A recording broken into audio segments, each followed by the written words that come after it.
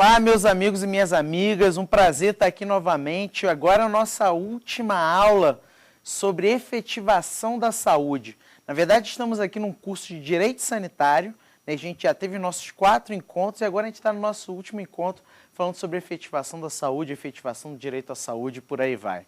Desde já aqui deixar o nosso e-mail para contato de vocês, né? saberdireito@stf.jus.br. Sua contribuição, sua pergunta, sua indagação é muito importante, né? Já deu para observar aqui pelas nossas aulas anteriores que o tema é complexo, o tema é, como se diz na faculdade, não tem gabarito, né? Tem muita coisa, tem muita discussão. Então, a contribuição de vocês é muito importante, né? Quero aqui também apresentar a nossa bancada que está aqui ajudando a gente, contribuindo, perguntando, fazendo aqui o nosso debate fluir. A Natália Galo, né, o Pedro Monteiro e a Eliane Soares. Então, o que a gente viu na aula passada? A gente trabalhou judicialização e juridicização. 2 processos que, na verdade, estão cada vez mais frequentes, são 2 caminhos cada vez mais utilizados pelos cidadãos e pelas próprias instituições jurídicas. E, na verdade, a gente concluiu que o cenário da participação das diversas instituições jurídicas na efetivação da saúde é um cenário de franco crescimento, né? Nenhum vidente está falando que as instituições jurídicas vão reduzir o seu papel na saúde. Na verdade, todos apostam que a tendência de uma maior expansão, de uma maior interferência, atuação do judiciário, MP, defensoria, advocacia e por aí vai, nas questões de saúde, tá? E hoje a gente vai trabalhar a efetivação do direito à saúde propriamente, né? A nossa última aula, a nossa 5ª aula. Então, para a aula de hoje, eu organizei o nosso encontro em 3 grandes temáticas, tá, gente? Primeiro, a gente vai falar da governamentalização do Estado. A palavra é difícil, né? A expressão é difícil, mas quer dizer, na verdade, o seguinte, quais são os desafios para a saúde quando o Estado ele começa a ser permeado por uma racionalidade governamental, né? Por critérios governamentais que variam de governo para governo, né? Sejam os governos que mudam com o tempo, seja o governo municipal, que não necessariamente tem a mesma estratégia do federal ou do estadual e por aí vai. Então, a gente vai trabalhar a governamentalização do Estado. Depois, nós vamos discutir um pouco parâmetros das decisões judiciais, né? Nos últimos anos, desde 2010, o judiciário ele tem se preocupado muito em estabelecer parâmetros, né? Como que eu, profissional do direito, transito nesse mundo desconhecido mesmo da saúde, que tem a lógica própria, que tem discussões próprias, que tem um modus operandi completamente diferente e completamente peculiar. Então, a gente vai discutir um pouco parâmetros das decisões judiciais, né? Como que o judiciário tem construído parâmetros para as suas decisões, né? Você tem um medicamento de R$500 mil, o que eu faço? Concedo ou não concedo? Tem um tratamento que só tem na China, o que eu faço? Né? Então, situações desse tipo, são situações que a gente observa aí com bastante frequência nos jornais, né, nas notícias, inclusive na internet, por aí vai, né? E por último, meus amigos, a gente vai discutir justamente quais são os principais desafios. Vou enumerar para vocês os principais desafios e, de modo algum, quero dizer que são os únicos desafios, né? Eu acho que ao longo desses 4 encontros, vocês já observaram que tem desafios dos mais diversos, inclusive desafios culturais mesmo, né? Da sociedade, dos próprios magistrados, dos membros do MP, da defensoria, do governo e por aí vai. Então esse é um pouco o nosso script de hoje e eu espero que no final do nosso encontro a gente tenha aí bem sedimentado tudo que a gente discutiu, tá bom? Então vamos primeiro começar com a governamentalização do Estado, tá? O que eu quero dizer com isso? Eu estou partindo do pressuposto aqui que, com frequência, as decisões estatais, elas coincidem com as decisões governamentais, né? Isso traz vantagens e desvantagens, né? Vantagem porque o governo ele passa a estabelecer as decisões de acordo com o seu planejamento dos 4 anos, e também porque o governo é ele que fez o planejamento, não foi algo feito pelo governo anterior, tudo bem. Mas a gente tem desafios em relação a isso, né? Essa governamentalização do Estado, ela introduz algum tipo de racionalidade, que não é a racionalidade exatamente da soberania, de você efetivar os direitos previstos constitucionalmente, mas de você pensar todos os direitos a partir de uma lógica de governo. Você tem que gerir os direitos, você tem que governar os direitos.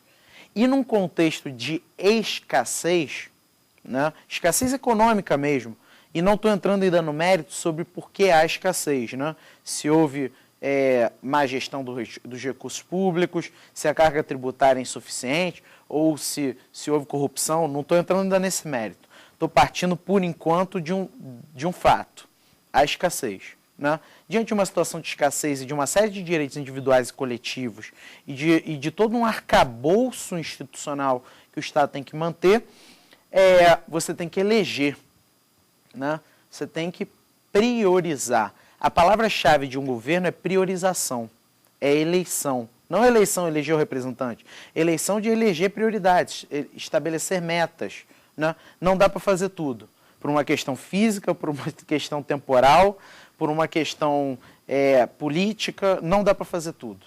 Então, na verdade, toda a racionalidade governamental, ela lida, sobretudo na saúde, com uma coisa chamada decisão trágica.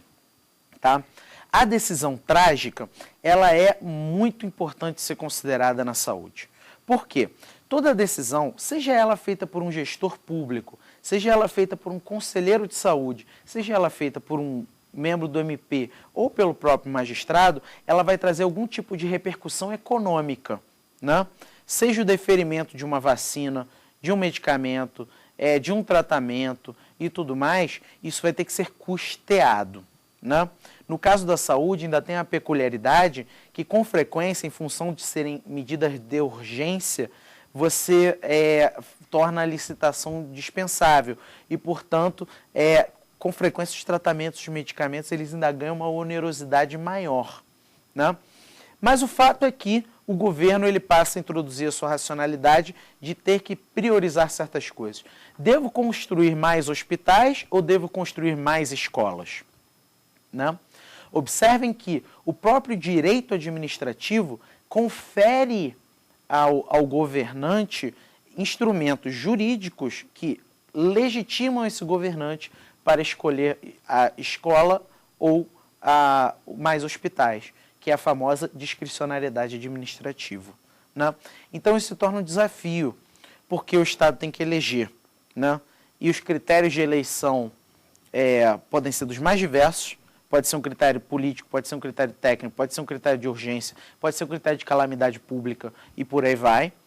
Né?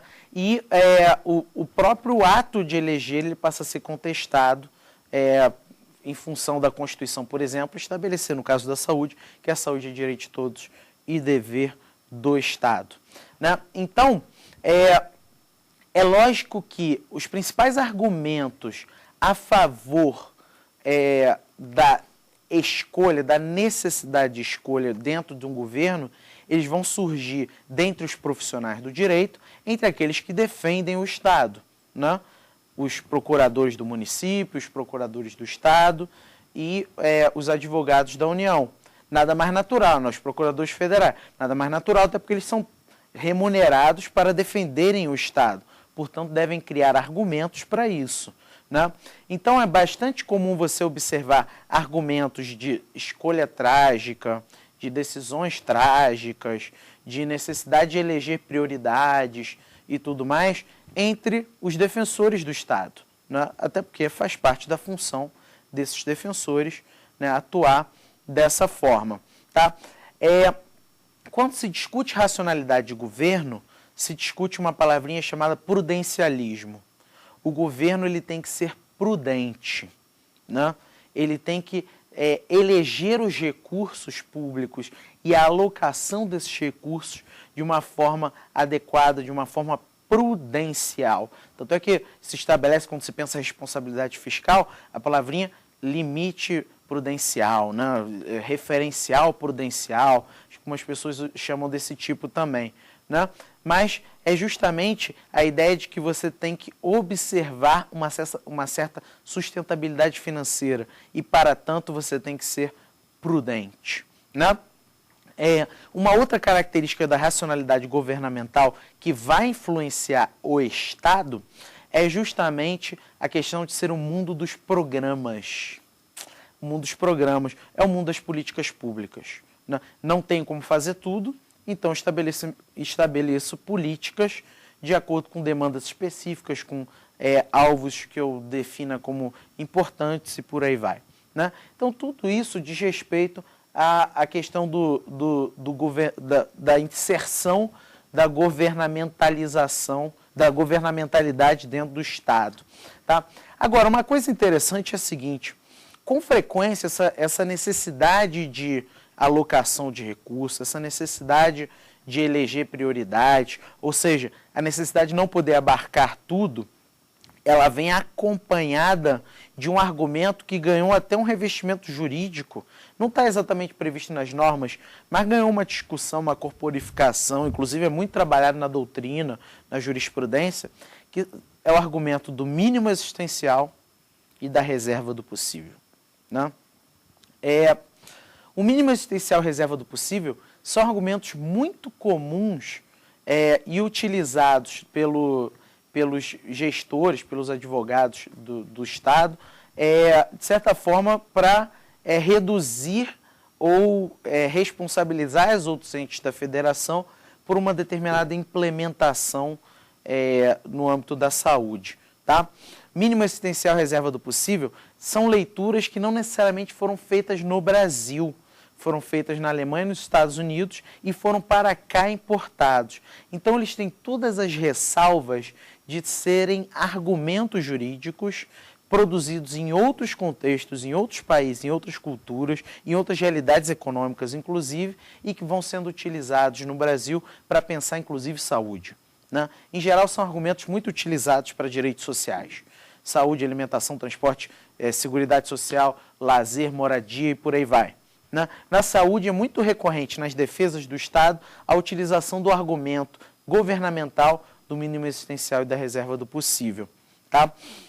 É interessante observar que são argumentos, não são princípios, né? Muito se discute, mínimo existencial, reserva do possível são princípios do ordenamento jurídico e tal. Não, são argumentos jurídicos, são argumentos, e diria mais, não são exatamente nem jurídicos, são econômicos, tá?